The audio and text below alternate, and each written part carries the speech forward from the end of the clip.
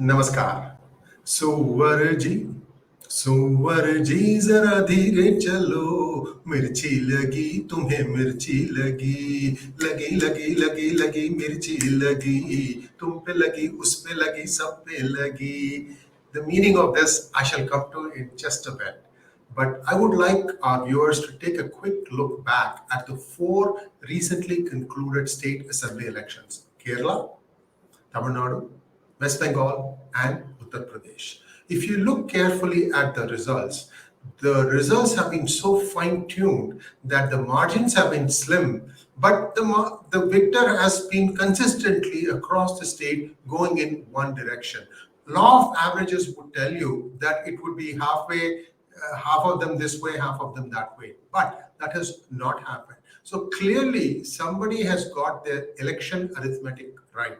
I'm not saying one party, everybody seems to be doing this, but the more important thing is the data about who voted for whom is becoming abundantly clear to these people. So what happens? Voter intimidation, that people are kept out, those who think that one party thinks that these people are not going to vote for us, they'll try to intimidate them. This happened in West Bengal. In fact, it has been happening in West Bengal for a long time, so no surprise there. But this is beginning to show itself in different ways. For instance, we had the case of 𝙒𝙗𝙖𝙩𝙨𝘼𝙥𝙥 constituency from where he had contested, where he had one booth that had 705 votes cast and only 5 were for BJP, even though it was abundantly clear that the women folk in that particular booth were for him.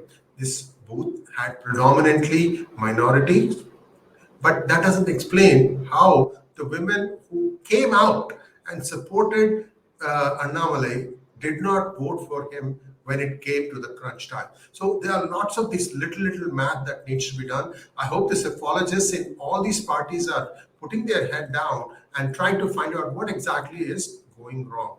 More importantly, the concern that I have is the granularity with which the people in various parties can know which person in which street voted for them and did not vote for them. This does not augur well for democracy. So I'm hoping that at the time of counting that they will scramble the numbers so that people don't know the exact booth number, that they can just say, okay, this is randomized and that in this particular constituency there are 15 booths and in no particular order, this is the booth, this is the numbers, and they can basically tally that. This is a need of the hour. The Election Commission of India needs to take note of this because it's a very dangerous trend. Now let's take a quick look at what happened in Kerala. Kerala had, these fronts. There was the left front, then there was the Congress-led front, and in between that, there was a small BJP trying to make some noise. Clearly, again, BJP drew zero. But what was surprising was that in these two fronts, you would have the equivalence of every religious denomination, every kind of a variation. So you would have, Muslims or Christians or Hindus divided equally so that it would be a neck and neck race every election, except in 2021. How did the CPIM run away with the result, especially when in 2019 they lost big? So somebody needs to do the math to understand what really happened.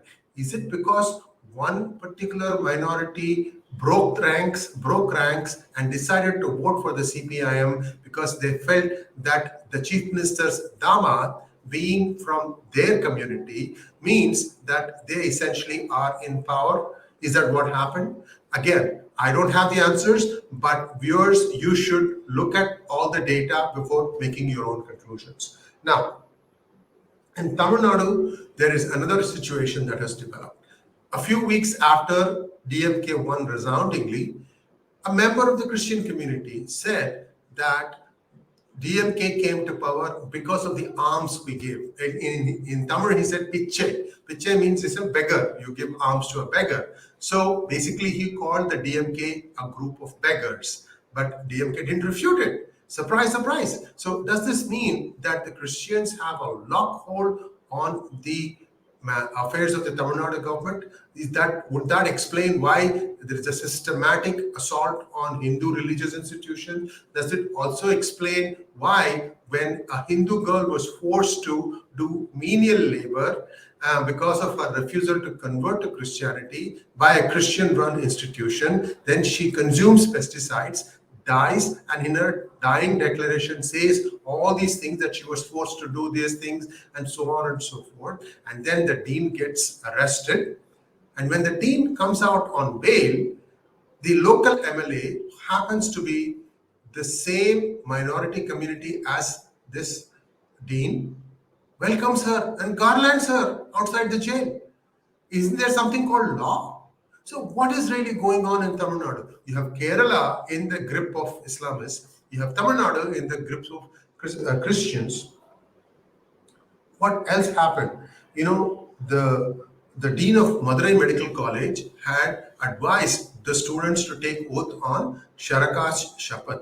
And then the Minister of Health, Mr. 𝑚. removed this dean and then put him on a wait list. But there was an uproar and he was forced to reinstate him with an apology. You will not find this anywhere in any of the mainstream media. These people are so blind with their ideology that it's not even worth the paper that the newspapers are printed on today in Tamil Nadu, as far as many of the regional newspapers go.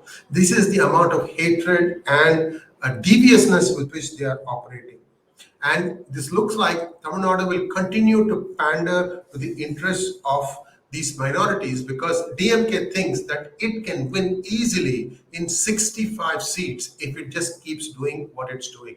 However, its knuckles are being grabbed. In the case of Ayodhya Mandapam, they had to retreat. The HRNC has actually left the building. Thank God. It took a little bit of persuasion, but they did leave. And let's hope that these kinds of things don't happen again. Now, on another interesting thing that happened in Tamil Nadu, this is where the Mirchi part comes in. So, Amit Shah, the Home Minister, had recently visited Tamil Nadu, and the local TN BJP president, Annamalai, introduced him to a local set of personalities. And many of them from PGurus, because they are regulars on PGurus channels. Who were the people that he introduced? 𝗤𝙑𝙬 Sriram, Karthik Gopinath, Uma Anandan, Sriram Seshadri. I might be missing a few names. But this has given an enormous amount of heartburn, not just to some in the BJP itself, but also to some other source which have been coming out and making all kinds of nasty allegations against Karthik Gopinath. That he seems to have got their goat. I don't know why, but clearly Karthik Gopinath is doing something right. More power to you, bro. And these are people who have nothing else to do but just hurl accusations, throw mud and see if something sticks or not. I'm sure all these things will go away, and I'm just waiting to see how this is going to play out. All this for just a photo op. Amazing how shallow these people's understanding of politics is. Do you understand how much work all these people have put in?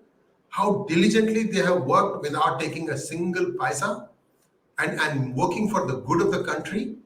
Come on now, have some shame is all I say. Now, let's take a look at what is happening in West Bengal. The juggernaut of Mamta Didi continues to run. She seems to have got her Midas touch. And I'm wondering what it is that BJP is doing. First of all, they abandoned their rank and file. There are at least 13 districts where the intimidation was there of the BJP ground workers. Many of them were driven out of their homes, and they were said, you can leave your women folk here, you don't dare come back. I don't know what happened to all that. I just hear a few CBI investigations here and there. Communication, guys, communication. Tell us what is going on. Is Mamta Didi exceeding her bounds? If so, where did she exceed the bounds? If she did not exceed the bounds, say that also. Don't just keep on keeping quiet. This is what is really, really frustrating. Lastly, Uttar Pradesh. Yes, Yogi Adityanath came back to power with a thumping majority. However, take a look underneath. I am told 165 seats where the BJP won, the win was decided by a margin of 2,000 votes or less. That means somebody is going to go into urgent mode and trying to flip those things. They will, repopulate places. Everything is available for a price these days. I just don't understand how somebody could have, so consistently seeded the entire set of constituencies in Uttar Pradesh. It is something that needs to be really, really looked into, and the BJP needs to start implementing the voter card plus Aadhaar card tie-up. It is high time they did that. One person, one vote. I have told you many times how members of a certain community have got multiple birth certificates from where they generate multiple voter ID cards. Thanks for watching. Please like, share, and subscribe to our channel, and do not forget to click on the bell button. Thanks again. Namaskar.